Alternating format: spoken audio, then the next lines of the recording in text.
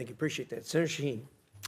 Thank you, Mr. Secretary. I have a number of questions, but I first want to go back to what you had to say about China, because I agree that their efforts are predatory. But I think somebody may be missing what they are doing in response to our ceasing of foreign assistance in places. And Mr. Chairman, for the record, I'd like to submit this fact sheet.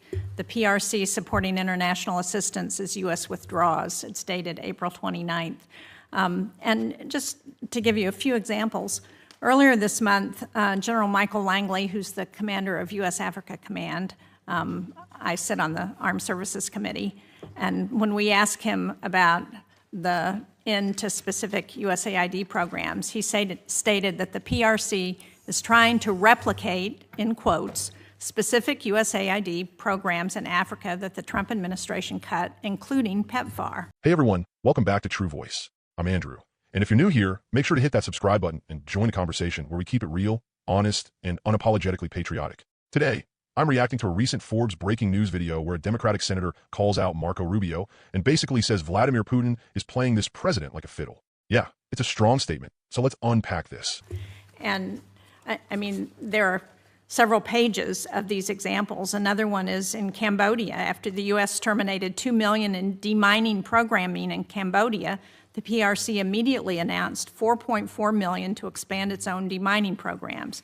The PRC also recently stepped in to fund child literacy and nutrition programs previously supported by USAID. So we can pretend that China is not doing these things and picking up and promoting themselves as a reliable partner when the United States is not. But we have specific examples that show where this is happening. But I want to move to Ukraine because we heard the conversation that the president had with Vladimir Putin, the phone conversation where Putin didn't agree to any meaningful negotiation that would end this war in Ukraine. As President Trump has admitted, Vladimir Putin is taking him for a ride. Now, we have a bipartisan bill in the Senate that's led by Lindsey Graham. It has 80 sponsors. I understand that the House members are ready to take this up on a discharge petition if we pass it out of the Senate. How much longer until we rein Putin in? And are you prepared to support that sanctions bill that Graham and Blumenthal and 78 other members of the Senate support? Well, let me answer your last question first, and that is about the bill. We obviously can't control what Congress does, and we've told the Russians this. Not now, 6-8 weeks ago. I believe, Senator Shaheen, you were involved in a conversation that made it clear to the Russians what would happen if there was no progress made. And that's been repeated multiple times. I would also make this point, and it's important. Every single sanction, not one sanction has been lifted on the Russians. Every single sanction that was in place under the previous administration remains in place. So this idea we've given up leverage, well, the only we have the same leverage today we had under the previous administration.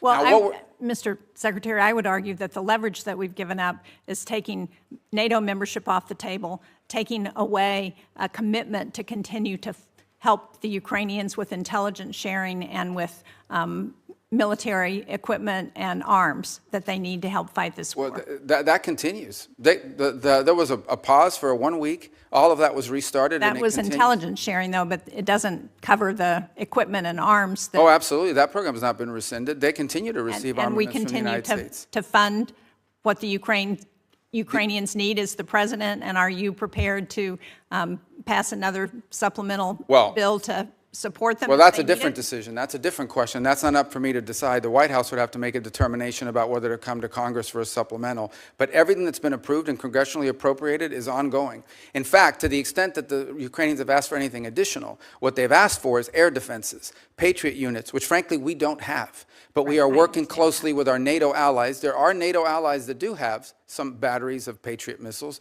that they could provide or transfer over to the Ukrainians to defend, for example, the airspace of Kyiv and other places. And we've been encouraging in that front and working alongside our partners there to get deliveries of some of these systems. As you can imagine, none of these countries want to give up their Patriot systems either. But we can't make them fast enough. And part of the challenge we have in Ukraine is that munitions are being expended substantially faster than the ability of the broader West, not just us, but the West, to produce them.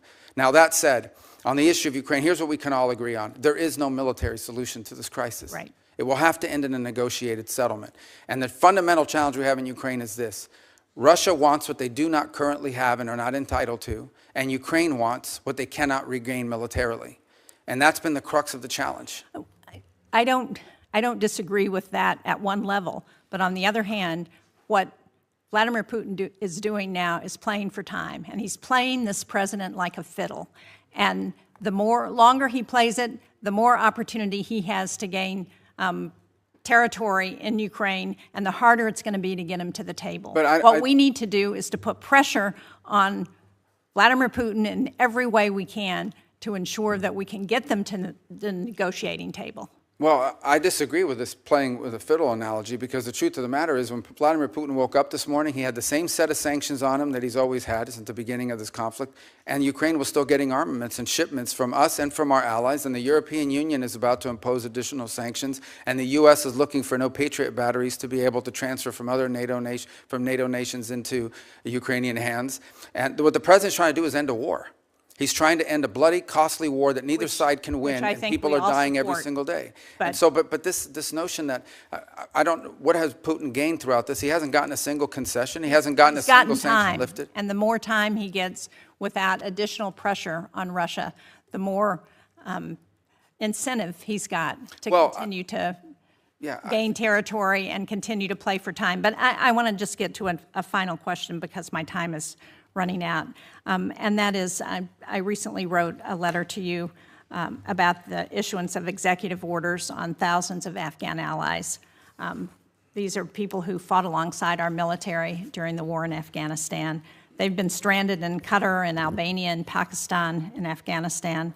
These are individuals who have been vetted already. They're ready to travel to the United States. And the question I have is this administration going to allow them to come to the United States as it promised? Because unless we're willing to keep our commitments to those people who were willing to fight and die alongside of us, then how can we ever ask people to do that again? Yeah, a couple points. Some of those are I think the issues that's getting mixed up here is whether we are going to pay for them to fly to the United States once a visa is issued, or whether they have to find their own transportation to the U.S. So there's two separate topics: our payment to move people forward, but also the issuance of the visas. And when that is still going through an internal review as to who is going to be allowed in, there's been a review of the vetting process that's been used. Frankly, there have been some errors found in the previous vetting process that we're concerned about, and I'm separating out from that audience people who we have closely vetted because we've been working alongside them for many years with regards to their service alongside our intelligence forces or special operators on the ground from the broader. Remember, they're also bringing dependents with them. And so there were some concerns early on about freezing or slowing down this program until we could determine whether we were properly vetting people to come towards the United States. And that process is ongoing, and I think we'll have more concrete answers for you, which I know is not satisfactory at this moment, but we've obviously had a lot going on. But this is something that we've heard a lot from both our DoD partners and others in the intelligence community, and we're working to make progress on that. I'm out of time, but just to clarify, on last week, Secretary Noem announced that temporary protected status, which I understand is not exactly the same, but for over 8,000 Afghans would end on July 12th. Many of those people are people, again, who fought and died alongside of our men and women in the military. And for us to send them back to sure death at the hands of the Taliban is just not what they were promised when they agreed to fight with us. Thank you, Mr. Chairman. First off, the senator is right to highlight that Putin is exploiting weaknesses in our current strategy. We've all seen how Putin's been maneuvering, and the fact that there's no progress after months of conflict is frustrating. It's not about being soft on Russia. It's about recognizing the reality that sanctions alone aren't enough and that diplomatic pressure has to be smarter and more unified. But here's where I want to be clear. This isn't a game of who's tougher. This is about protecting American values and standing up for our allies without dragging ourselves into endless war. The senator points out something crucial. The U.S. has given up leverage by taking NATO membership off the table for Ukraine and hesitating on supplying critical arms. That's a problem. We can't just throw money and weapons at a conflict hoping it ends magically. What we need is a clear strategy, supporting Ukraine's right to defend itself while pushing hard for a real negotiation. And that means keeping Putin from gaining more ground and, yes, calling him out for playing for time. I also want to touch on the China angle mentioned in the video. The U.S. pulling back on foreign aid in places like Africa has left a vacuum that China is quickly filling. This isn't just about competition. It's about American leadership and values. We need to rethink how we engage globally, not just militarily, but with real investments in diplomacy, aid, and partnerships. Cutting back leaves the door open for authoritarian influence to grow unchecked. Lastly, the point about Afghan allies who fought alongside our troops is heartbreaking. These people risked everything for us, and yet here we are debating vetting processes that are slow and bureaucratic. If we want to call ourselves a nation that stands by its commitments, this has to be fixed now. So what's the takeaway? We have to hold this administration accountable, but not by throwing cold blame or escalating conflict blindly. We need smart, principled leadership that protects American interests and values while pushing for peace and justice abroad. If you agree or disagree, drop your thoughts in the comments. And don't forget to subscribe for more honest takes here on True Voice. Thanks for watching. I'm Andrew, and I'll catch you in the next one.